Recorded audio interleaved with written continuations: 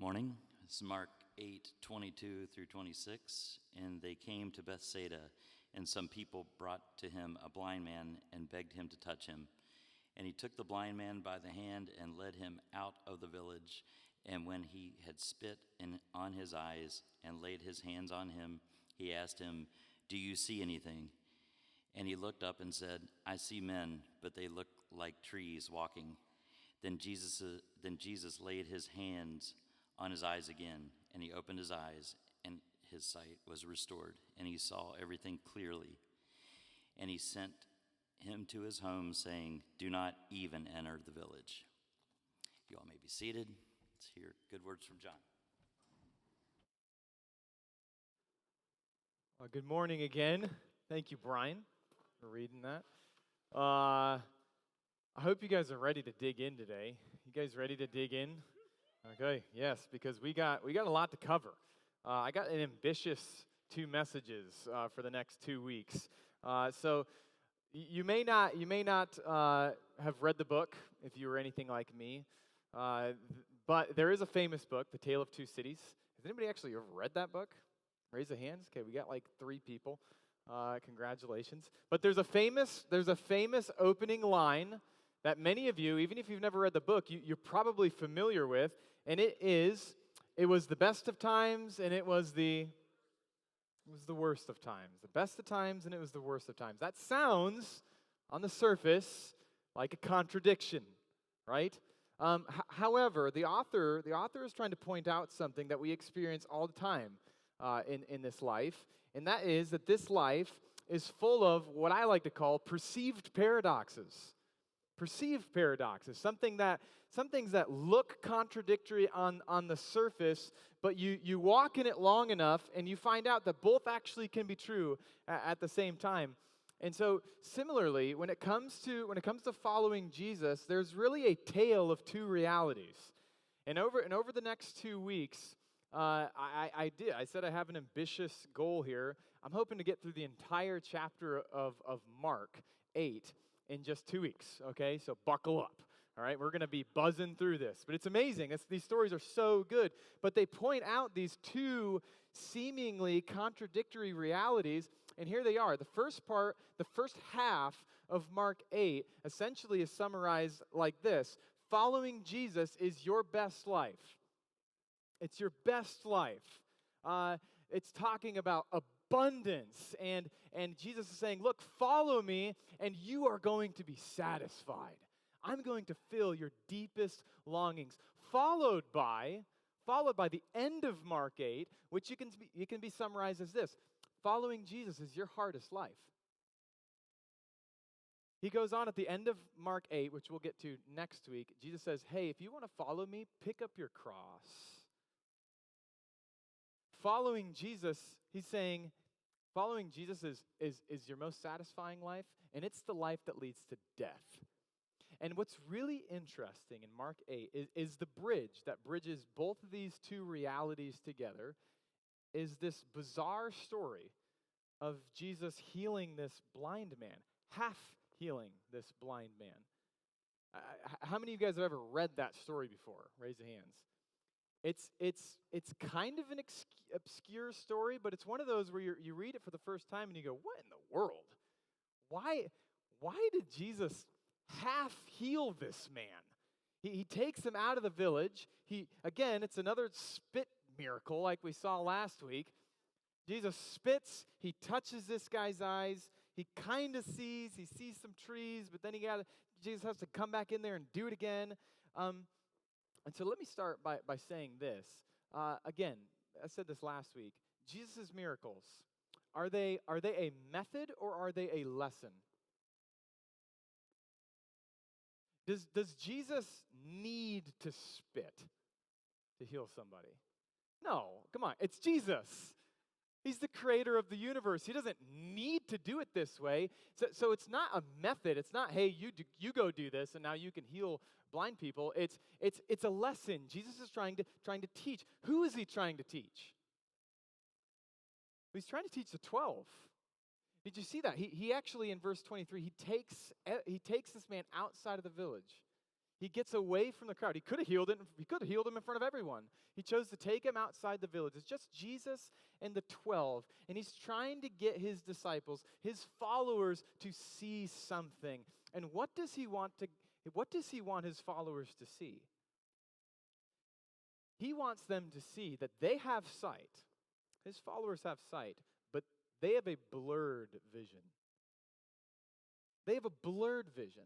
And what they need, just like this blind man who Jesus is trying to teach them a lesson with, they need Jesus to keep on working them over. Or to put it another way, the longer you follow Jesus, the more clearly you will actually see him. And so, the first half, as we dig into the first half of this perceived paradox here in Mark 8, Jesus, what his message is, what his lesson is, what he's trying to get you to see is he's trying to get you to see clearly that following him is your best life. And I want to just try and show that by just walking through the text. There's no better way of just coming to a Sunday morning and expect to open up your Bible, okay? We're going to look at Jesus. So look at verse 1. Mark 8, verse 1. We're just going to dig into it. It starts out by saying, in these days. What days? Well, the days that Jesus was with the Gentiles. Remember the past couple of weeks? Jesus was arguing with the Pharisees in Israel, and he takes off. He says, I'm out of here. I'm done with you hypocrites. I'm going to Tyre. I'm going to Sidon. And he meets the Syrophoenician lady, and then he takes this weird, bizarre trip over to the Decapolis. And in those days, he's around a bunch of non-Jewish people. And it says, when a great crowd had gathered, and they had nothing to eat, he called his disciples to him.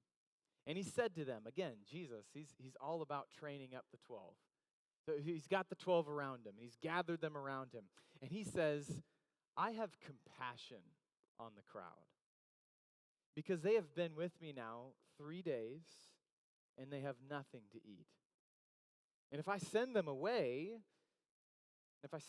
hungry to their homes, they will faint on the way, and some of them have come from a far way. And his disciples answered him, how can one feed these people with bread here in this desolate place? And some of your translations say wilderness. How can we do this? Now, if you're getting deja vu here, that's a good thing. Okay, Mark, we've read this before, just about a month ago or something like that. We talked about the feeding of the 5,000. Do you remember? It's a very similar story here. Here's the big difference, though. In the feeding of the 5,000 in Mark 6, Jesus is with a bunch of Jews. He's with just Jews, 5,000 men, right? In this story, he's with 4,000 Gentiles. That's a big difference here. But it's very, very similar. A lot of the same things are going on here, including that the 12 have no idea what's going on, right? Nothing changes with them. They are still, again, they are acting and they are seeing with blurred vision. They see Jesus, but it's blurry. And so Jesus asks them, how are we going to feed these guys, Jesus? And Jesus says to them, verse 5, and you can imagine it's like the parental look. Your parents look at you and they're like, Jesus has got the oath, are you serious look on his face, right? And he says, well, how many loaves do you have? Hint, hint. Do you remember the story, guys? How many loaves do you have?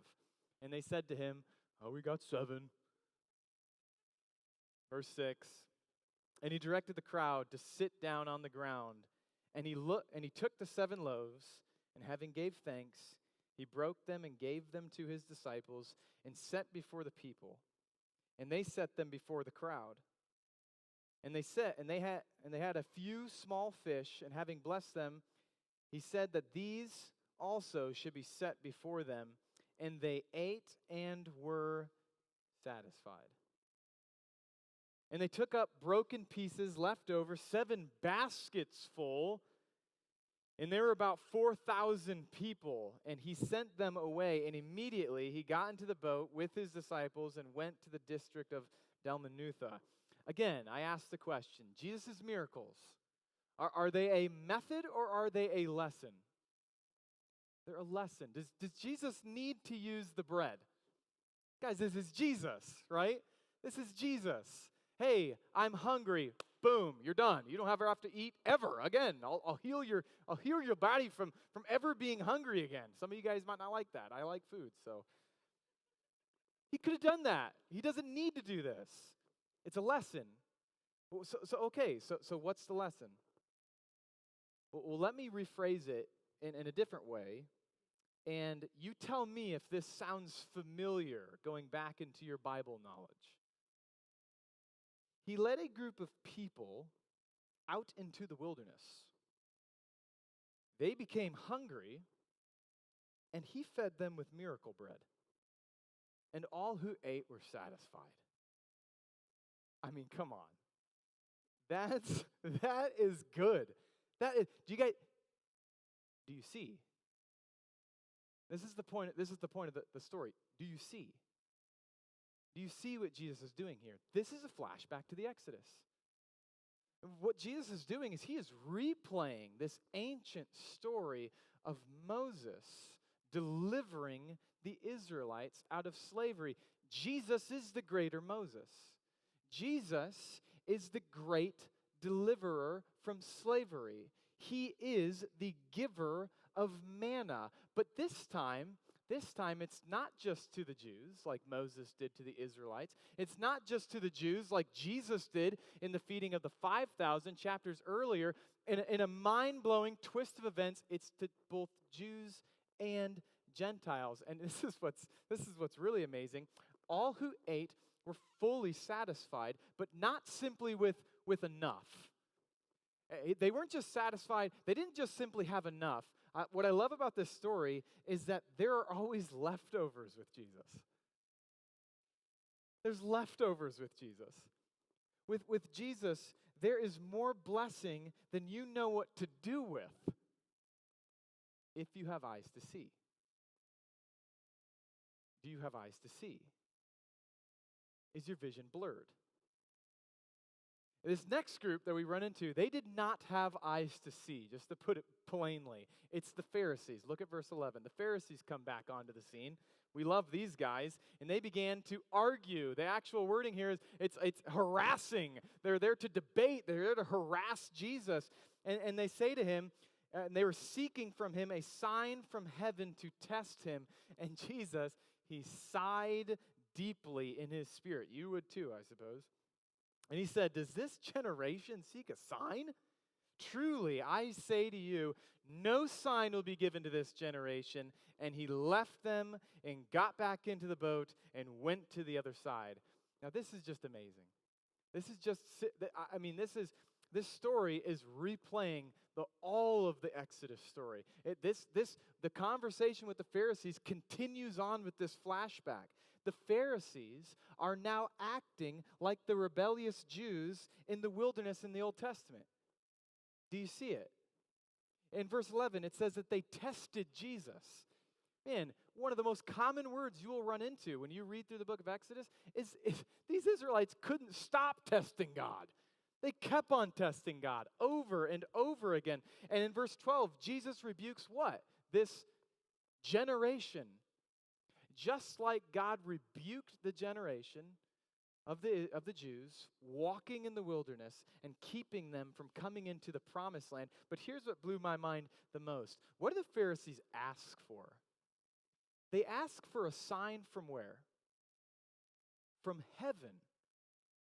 Okay, so follow this. The Pharisees, what they are asking for, heavens just means skies. So here's what they're saying. Okay, nice tricks, Jesus. Nice little earth tricks. You've been spitting on the ground and rubbing people's ears and doing all sorts of weird stuff, pulling bread out of your hat, whatever you're doing on earth. But I'm not satisfied. I want something from the skies.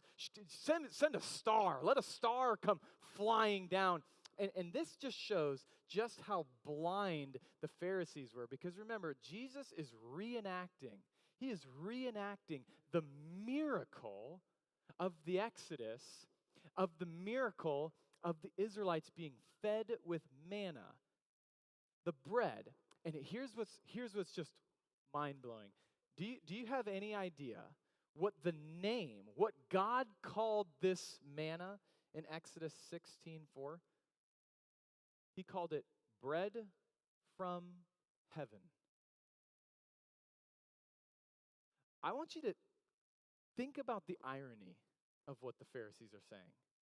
The irony that Jesus just did exactly what they were looking for, and yet they demanded more of him.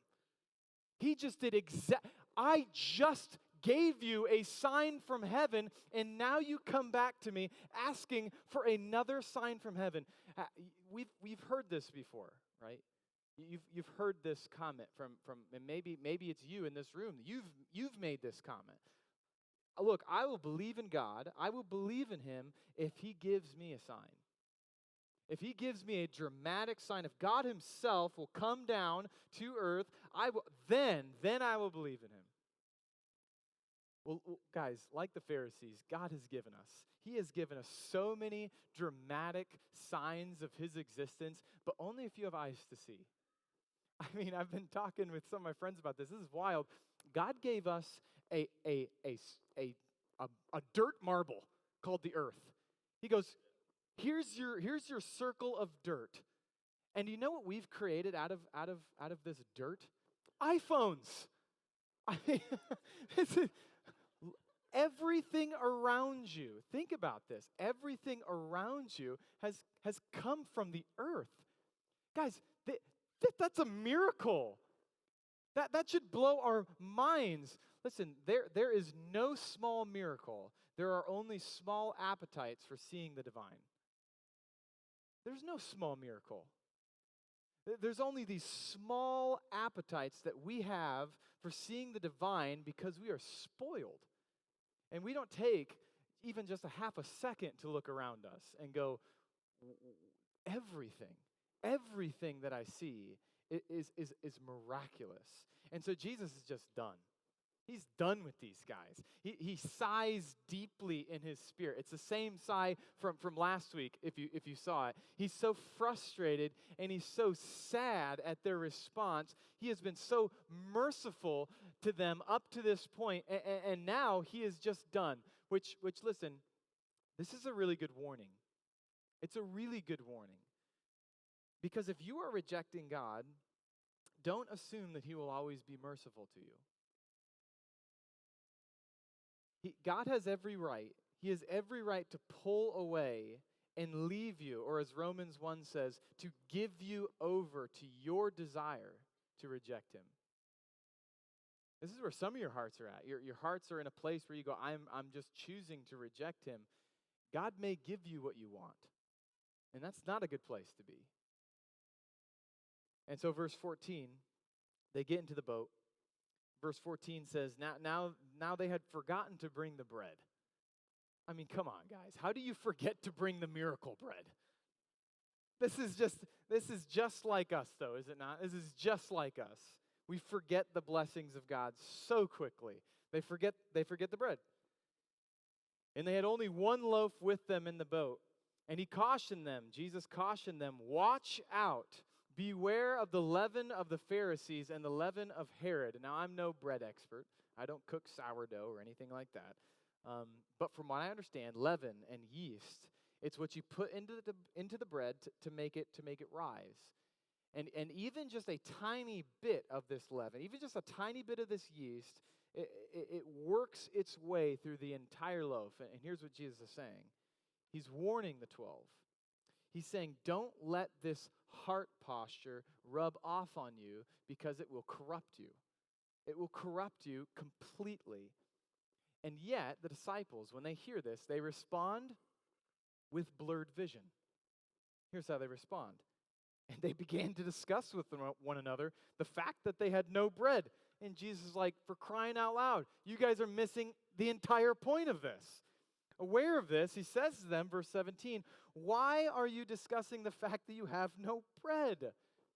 Jesus, he senses that some of the leaven that he just warned them about is starting to creep into the disciples' heart. And so what he does is he corrects them. He corrects them with 7 questions right here. He just starts peppering them. Do you not perceive or understand? Are your hearts hardened? Having eyes to see, do you not see? Having ears, do you not hear?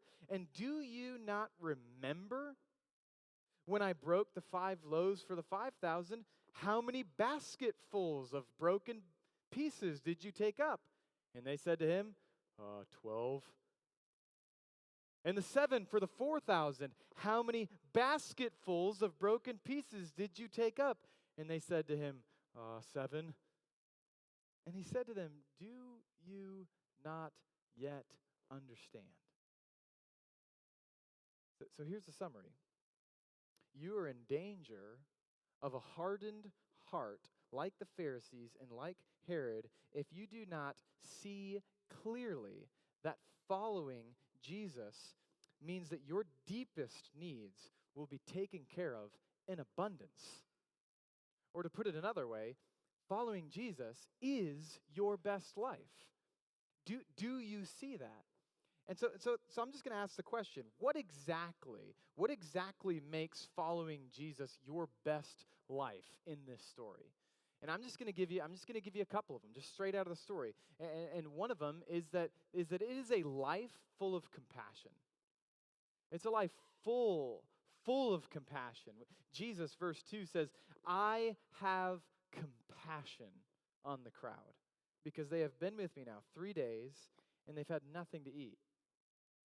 Think about this. The 12 did not see Jesus clearly, and they did not even see the needs of the crowds, but Jesus did. Jesus saw their needs. He saw the needs of the hurting, and he was drawn to it. He was drawn to it, and that's what the word compassion means. It means that God is drawn to it.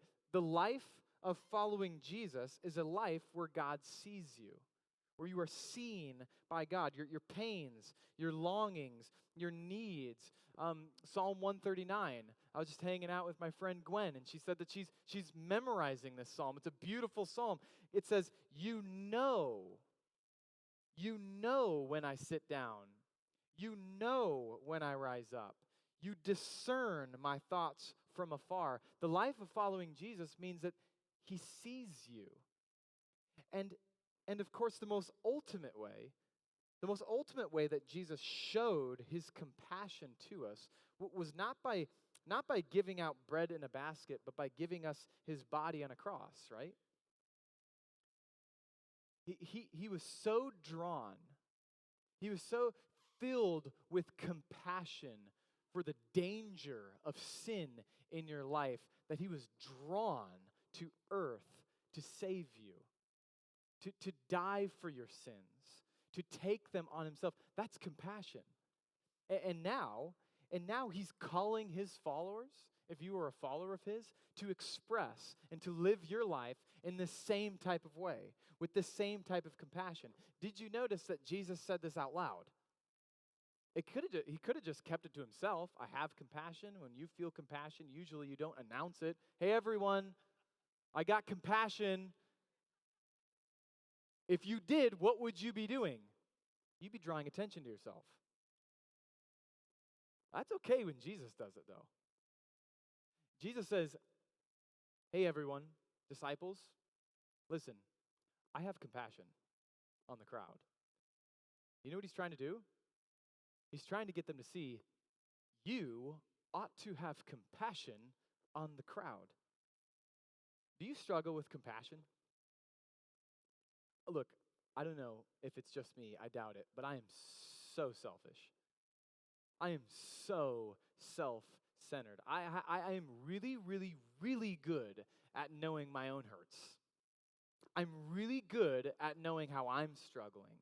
And I'm really, really bad at being compassionate towards the struggles of other people. To get my mind off of myself and to actually be drawn towards the pain of other people around me. When you follow Jesus, this is the type of person that he's going to turn you into. It's to slowly but surely, he's going to say, stop looking at yourself. Start looking at the cross. Start contemplating and thinking about the compassion that was shown to you, because the more you do that, the more you are going to become a compassionate person. So you think, very applicably, think about who is it that's coming to your mind right now where you'd say, I need to be more compassionate. Maybe it's a group of people. Maybe it's just an individual. Maybe it's a family member. Who is it that you need to be more compassionate towards? And go, God, would you please shape me into that individual who is contemplating the compassion of the cross, and so that I can be compassionate for them. This is a life full of compassion. It's also a life full of grace. It's a grace, and a Christianese word. It's a very Christian word, but it just means it's a gift that you don't deserve, and it's a gift that you don't work for, right? And this life with Jesus is full of this gift. It's full of it. So I was at a Brazilian steakhouse a couple years ago, and I was with my buddy, and he didn't exactly know how a Brazilian steakhouse worked. You know, if you've ever been to that, you have like the flip card. If it's on red, that means don't bring me any steak. If it's on green, these guys will just keep on coming over to you and just shaving off meat after meat. And this guy had no idea about that, and so he had it on green the whole time. Okay, he had no idea. And so these guys, these Brazilians just keep on coming out, and they just keep on shaving off lamb, beef, steak, all of these meats. And too long, he's literally looking at his plate, and he's like just full. It's just, he has nothing, he can't eat all of this food. Well, that's exactly what's going on in this story. And in a more practical and real way, that is exactly what following Jesus looks like. Okay, in verse 19 and 20, Jesus said, I gave you 12 baskets for the feeding of the 5,000 and 7 baskets for the feeding of the 4,000. Now, what we miss in English is remarkable, because what Jesus actually said, it's 2 different words for the word basket. Did you know that? So in the ears of the disciples, this is what they would have heard Jesus say in verse 19 and 20. Jesus would have said something like this: for the feeding of the 5,000, I gave you 12 little lunch baskets. For the feeding of the 4,000, I gave you 7 large, massive baskets. It's the same word that Acts 9:25 says Paul, when he was trying to escape for his life in Damascus, was lowered down out of the wall in. That's a pretty big basket. It can hold a human. And so what does this mean? What I think this means is that life with Jesus is not simply enough. It is the life of abundance. It's the life of abundance. It's full of these good gifts. John 10:10, Jesus says, I came that they may have life and have it abundantly. Abundantly. That means to excess. That means it's just shooting out these undeserved gift. The undeserved gift of God's grace is piled onto his children day after day. It's just overflowing from Jesus. He never runs out of grace. He never runs out of grace when you confess that same sin that you did last week. He never runs out of grace when you ask him for wisdom. He never runs out of grace when you ask him to take away these anxious thoughts, or ask him for justice or peace or restoration or healing. He never runs out of grace, because John 1:14 says that Jesus is full of grace. He is full of grace. Think about that word. He's full of grace. Just like this story, like the bread and the baskets, he is so full of grace that he is able to actually overflow with his grace and pour it out onto other people. So much so that those followers that he pours his grace out onto, he starts to fill them up so that they actually become people full of grace. And this is exactly what we see in the story of Scriptures. Just keep on going in the Scriptures to the next couple of books in Acts 8, or in Acts chapter 6, Stephen, the first martyr. It says that Stephen in Acts 6:8, he was a follower that was full of grace. One of the best realities of following Jesus is that you are given grace, and you are turning into a human who loves to give grace to those around you. That's who God's changing you into. He's changing you into someone who actually looks like Jesus. That's a pretty good life. It's a life full of compassion. It's a life full of grace. Third, it's a life of correction from a father who is slow to anger. Now, we've all met people who are quick to anger. They're no fun to be around, right? But have you ever been corrected by somebody who will correct you in love? It still may be unpleasant when it happens, right? But when you are, you feel cared for, and you feel protected. Did you notice that the difference between Jesus' response from the Pharisees to his disciples was major? To the Pharisees, he walked away. He said, I'm sighing deeply, I'm walking away. But what did he do to the 12? He corrected them. He corrected the 12. Have you ever been corrected by God? Hebrews 12 says that the discipline and the correction of God is actually evidence that you are his child. So when God disciplines you, don't look at it as a bad thing. This is a good thing. That means that you're actually his child. You're in his fold. And I personally experienced this. I had a brother who was a Christian, and I was not a Christian in high school, and we both ran around and we did really stupid things together. He always got caught. Always. He couldn't get away with anything. I tended to get away with everything until I became a Christian. Until I got saved when I was 18 years old. Now all of a sudden, I'm getting disciplined by the hand of God when I'm walking away from the righteous path. I have my oldest son, pregnant at 19. My oldest son is a walking example of this. When we got pregnant at 19, Kaylee and I, it was the hardest thing for us to do.